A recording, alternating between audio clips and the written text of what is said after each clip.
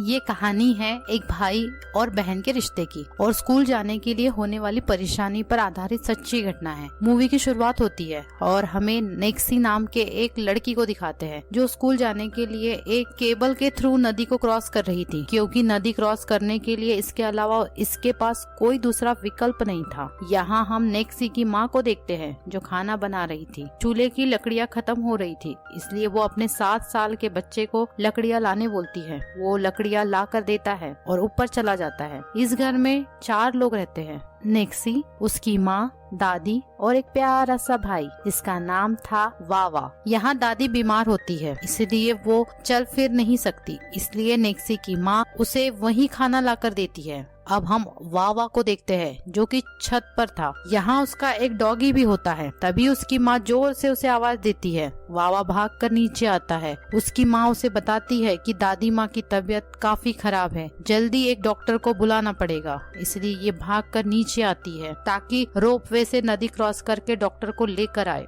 इसलिए वो रोपवे के पास पहुँचती है और खुद को रस्सी से बांध लेती है, पर नदी में पानी काफी था इसलिए उसे डर लग रहा था। उसकी हिम्मत टूटने लगी थी। तभी वावा उसके हाथ से रस्सी लेता है और वो कहता है कि मैं जाऊंगा, पर उसकी माँ उस पे गुस्सा होती है और उसे जाने से मना करती है। अब हम नेक्सी को देखते हैं जो कि स्कूल से वापस आ रही थी। उसे देखकर वावा काफी खुश होता है और उसे ऊपर लेकर आता है और उसे बताता है कि दादी माँ बीमार है और उन्हें डॉक्टर की जरूरत है और माँ मुझे डॉक्टर के पास नहीं जाने दे रही है। इसलिए वो जल्दी से रोपवे के थ्रू नदी क्रॉस करती है और डॉक्टर के पास पहुंचती है। डॉक्टर उसे बताता है कि मेरा ट्रांसफर हो गया है और मुझे अभी निकलना है। अगर मैं तुम्हारे साथ आया तो 3-4 घंटे मेरे पर्वत चढ़ने में लग जाएंगे, क्योंकि तुम्हारा घर नदी के उस तरफ है। पर नेक्सी उसके बैग का सामान निकालने लगती है और उसे अपने साथ चलने बोलती है। उसके आंसू देखकर वो जाने के लिए मान जाता है। अब ये रोपवे तक आते हैं। डॉक्टर ये देखकर काफी डर जाता है क्योंकि रोपवे से नदी क्रॉस करना काफी खतरनाक था। वो जाने के लिए मना करता है और अपनी बैग वापस मांगता है। वो कहता है कि पर्वत के किनारे जो रोड है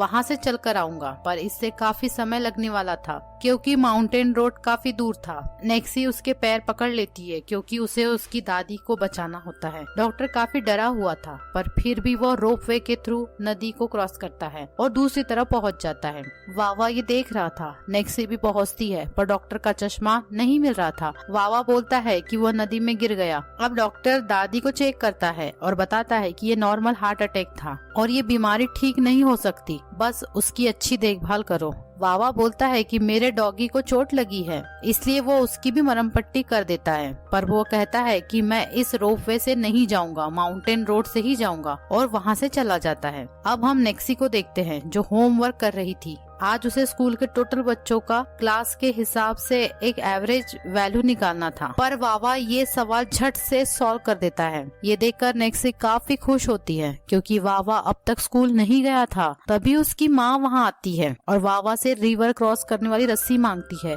और कहती है, मैंने तुम्हें मना किया था ना कि कभी तुम रिवर क्रॉस नहीं करोगे, पर आज तुम जाने वाले थे। अगर फिर से तुमने कभी रिवर क्रॉस करने की बात की तो मैं तुम्हें बहुत मारूंगी। पर वो कहता है कि नेक्सी तो रोज जाती है, फिर मैं क्यों नहीं। उसकी माँ बोलती है, जब तुम स्कूल जाओगे तब तुम भी रिवर क्रॉस करना, पर ये तब होगा जब तुम्हारे पापा यहाँ आएंगे। वावा काफी बहस करता है, इसलिए उसकी माँ उसकी पिटाई करना चाहती थी, पर नेक्सी कहती है कि वो अब ऐसा नहीं करेगा और वावा भी इसके लिए मान जाता है। सुबह होती है, ये दोनों नाश्ता करते हैं और बाहर खेलने जाते हैं। यहाँ ये दोनों काफी एंजॉय करते हैं। वावा कहता है कि तुम रोज स्कूल जाती हो, वहाँ तुम्हारे काफी दोस्त होंगे, वो सब तुम्हारे साथ खेलते होंगे, पर मेरे पास तो सिर्फ तुम ही हो और डॉगी है। नेक्सी कहती है कि पापा के आने के बाद तुम्हें भी स्कूल भेजेंगे। इनके पापा शहर में पैसे कमाने गए थे, पर काफी सालों से वापस नहीं आए थे। वावा बोलता है कि वो तो काफी सालों से नहीं आए, मैं कब तक वेट करूँगा।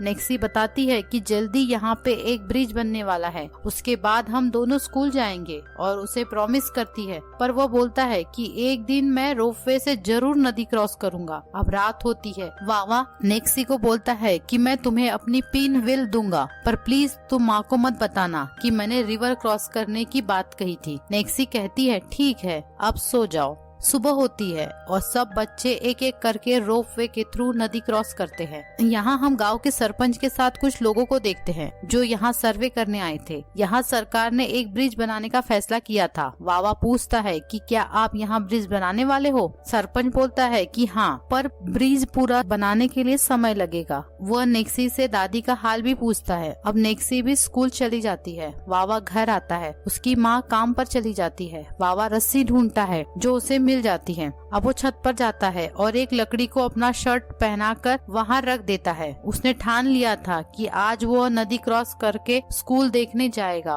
वो रस्सी से खुद को बांधता है और रोपवे की मदद से नदी क्रॉस करता है। इस बीच उसकी चप्पल नीचे गिर जाती है। नदी क्रॉस करना उसके लिए काफी फन था। अब वो स्कूल के पास पहुँचता है और दीवार के पास खड़े होकर अंदर देखता है। यहाँ काफी स्टूडेंट खेल रहे थे। तभी रेसेस टाइम खत्म होता है और सब अपने क्लास में जाकर बैठ जाते हैं। यहाँ सर सभी बच्चों को एक पोएम सिखाते हैं। वावा भी अंदर आता है और एक क्लास की खिड़की के पास खड़ा हो जाता है। वावा भी पोएम सुन रहा था। दूसरी तरफ हम निया नाम की टीचर को देखते हैं जो इस स्कूल में इंटर्नशिप के लिए आई थी। यहाँ वो वावा को देखती है और पूछती है कि तुम कौन से क्लास में हो, पर वावा डर जाता है और वहाँ से चला जाता है। अब निया प्रिंसिपल के साथ स्टूडेंट से मिलने जाती है। यहाँ वो बच्चों से बात करती है, पर वो देखती है कि सभी बच्चों ने स्लीपर पहनी थी। ये पहाड़ी वाली जगह थी जहाँ बारिश होती रहती है और बरसात में स्लीपर पहनना खतरनाक हो सकता है। वो प्रिंसिपल से पूछती है, पर वो कहते हैं ये सब गरीब फैमिली से है और शूज नहीं खरीद सकते। इन सबको स्लीपर की आदत है।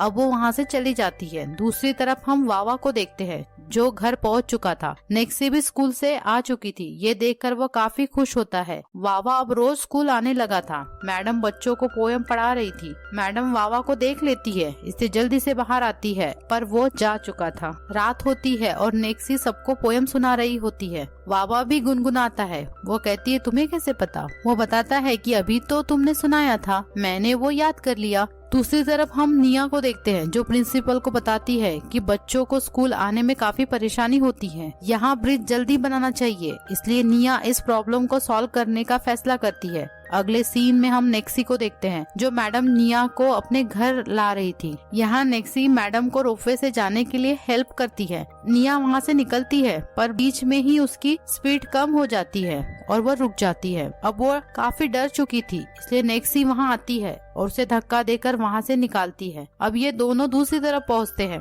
वावा ये सब देख रहा था, पर वो इस डर से सामने नहीं आता क्योंकि मैडम ने उसे स्कूल में देखा था और उसे डर था कि ये सब बातें ये मैडम उसकी माँ को ना बता दे और माँ को पता चलने के बाद माँ मुझे बहुत मारेगी। नेक्सी निया को अपने माँ से मिलाती है, पर वावा छुप कर बैठा था। तभी सरपंच वहाँ आता है और उसे उठाकर अंदर ले जाता है, पर मैडम उसे पहचान लेती है और कहती है कि तुम तो स्कूल आए थे ना। ये सुनकर उसकी माँ काफी गुस्सा होती है क्योंकि उसने उसे रिवर क्रॉस करने के लिए मना किया था और वो उसे पीटने की कोशिश करती है, पर सरपंच उसे रोक लेता है और वावा को सॉरी बोलने कहता है, पर वो कहता है कि मुझे स्कूल जाना है। ये सुनकर माँ काफी गुस्सा होती है और बताती है कि 3 साल पहले मैं रोपवे से मरते मरते बची थी और तब से मेरी हिम्मत नहीं हुई रिवर क्रॉस करने की। हर सामान के लिए मैं नेक्सी को भेजती हूँ। वावा काफी छोटा है और उसे कुछ हो गया तो निया बोलती है कि इस उम्र के बच्चे स्कूल जाना चाहते हैं और मैंने अपने एक दोस्त से जो मिनिस्ट्री में है ब्रिज के बारे में बात की है और हमें सभी बच्चों के शूज के लिए फंडिंग भी मिला है। यहाँ वो नेक्सी के शूज देती है और वहाँ से चली जाती है। वावा बोलता है कि अगर ये शूज मुझे मिले तो मैं कभी नदी क्रॉस नहीं करूँगा,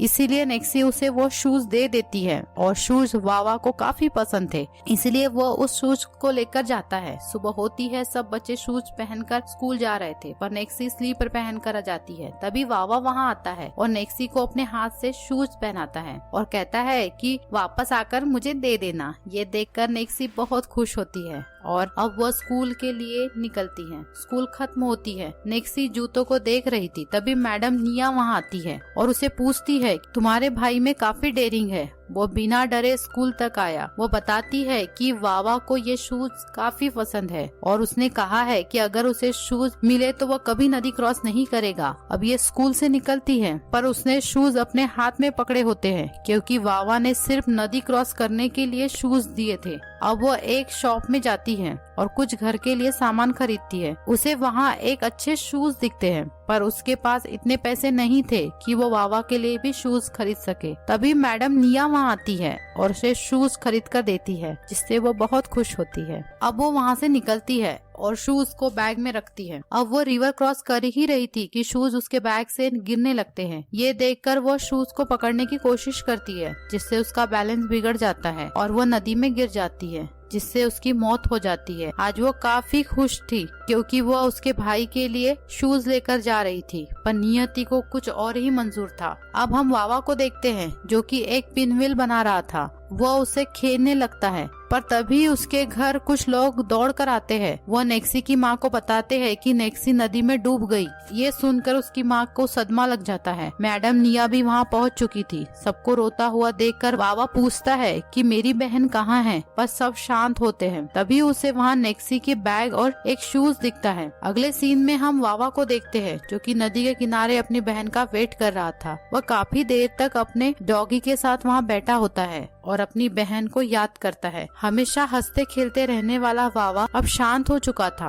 अब वो रोज अपनी बहन का इंतजार करने लगा था। अगले सीन में हम वावा के पापा को देखते हैं जो घर आ चुके थे। उन्हें देखकर वावा की माँ बहुत रोती है और उन्हें नेक्सी के बारे में बताती है और कहती है कि हम काफी अकेले हो गए हैं, अब हमें छोड़कर मत जाना। सुबह होती है। वावा शांत बैठकर नदी के तरफ इस आशा से देख रहा होता है कि उसकी बहन आएगी। उसके पापा ऊपर आते हैं और उससे बात करने की कोशिश करते हैं, पर वो शांत बैठा था, मानो उसकी दुनिया खत्म हो चुकी थी। दोपहर होती है। मैडम निया और कुछ लोग इनके घर पर आते हैं और इन्हें खुशखबरी देते हैं कि ब्रिज का काम शुरू हो रहा है। दादी माँ पूछती है कि नेक्सी की पढ़ाई कैसे चल रही है, पर वो कुछ नहीं बोलती। दादी को तो पता ही नहीं था कि नेक्सी मर चुकी है, क्योंकि उसे एक हार्ट अटैक आ चुका था, इसीलिए उसे बताया नहीं गया था। सरपंच वावा की माँ को बताते हैं कि अब वावा स्कूल जा पाएगा। निया भी बोलती है अब स्कूल जाने में कोई खतरा नहीं रहेगा। निया वावा को आवाज लगाती है। वह नीचे आता है। निया उसके लिए एक स्कूल बैग लाई थी और पूछती है कि क्या तुम स्कूल आओगे, पर वो कुछ नहीं बोलता। अगले सीन में हम निया को देखते हैं जो एक डॉक्टर को बता रही थी कि नेक्सी के मरने के बाद वावा काफी शांत हो गया है और वो किसी से बात भी नहीं करता। अगले दिन निया वावा की माँ से मिलती है और बताती है कि वावा किसी से बात नहीं कर रहा है। अगर वो ऐसे ही घर में अकेला रहा तो प्रॉब्लम बढ़ जाएगी। अगर वो जिंदगी भर बातें ही नहीं करेगा तो मुझे पता है कि तुम डर गई हो, पर तुम्हें उसके अच्छे जीवन के लिए उसे स्कूल भेजना ही पड़ेगा। पर वावा की माँ वहाँ से चली जाती है। अगले दिन हम वावा और उसके पापा को देखते हैं जो वावा को स्कूल ले जा रहे थे, पर वावा नदी की ओर देखता है और दौड़कर घर की तरफ भागता है, क्योंकि वो चाहता था कि नेक्सी भी उसके साथ आए। उसे तो यही लग रहा था कि नेक्सी जरूर आएगी। अगले सीन में हम मैडम निया को देखते हैं जो अब से वावा को घर पर ही पढ़ाने वाली थी, जिसके लिए ये लोग मान जाते हैं। मैडम उसे पढ़ाती है पर वो शांत बैठा होता है। निया उसे पूछती है क्या तुम्हें ड्राइंग बनाना पसंद है। वो उसे उस जगह ले जाता है जहाँ उसने ड्राइंग बनाई थी। यहाँ उसने रिवर ब्रिज की ड्राइंग बनाई थी और ब्रिज पे खुद की पेंटिंग। अब वो वहाँ अपनी बहन की भी पेंटिंग बनाता है। ये देखकर निया काफी इमोशनल होती है। अब 6 महीने बीत चुके थे। अब ब्रिज बनकर तैयार हो चुका था। हम वावा को देखते हैं जो स्कूल जाने के लिए ब्रिज क्रॉस कर रहा था। दूसरी तरफ मैडम निया और बाकी स्टूडेंट थे। यहाँ वावा पिनव्हील से खेलता है और उसे पानी में फेंक देता है। वो शांत खड़ा होता है और अपनी बहन को याद करता है। उसकी बहन उसका हाथ थामती है और ये दोनों हंसते हुए ब्रिज क्रॉस करते हैं। वावा अपनी बहन को इमेजिन कर रहा था और यहाँ ये मूवी खत्म होती है।